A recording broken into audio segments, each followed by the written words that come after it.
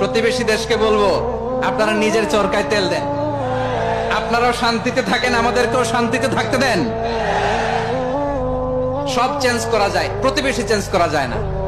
আমাদের ল্যান্ড তাদের ল্যান্ড পাশাপাশি, আমরা চাই তারাও সুখে থাক, আমরাও সুখে থাকি, ঠিক কিনা? কিন্তু প্রতিবেশী হলে বন্ধুত্বপূর্ণ আচরণ করতে হয়। প্রতিবেশী যদি বন্ধু না হয়ে প্রভু হতে চায়, এরকম দানব প্রতিবেশী কেউ চায় না। ভারত যদি বন্ধুত্ব উপহার দেয়, আমরাও বন্ধুত্ব দিব, কি বলেন?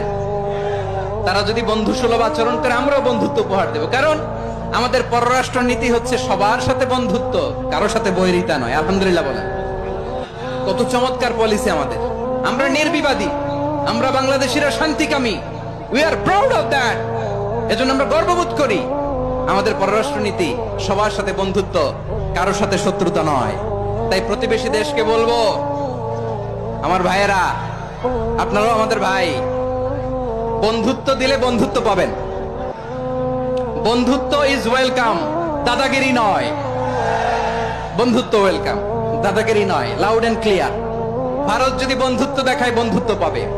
কিন্তু ভারত যদি বাংলাদেশে আধিপত্যবাদ বিস্তার করতে চায়, বাংলাদেশের 18 কোটি জনগণ সেটা রুখে দেবে। ভারত যদি গৌর গোবিন্দের ভূমিকায় নামতে চায়, দেশের 18 কোটি মুসলমান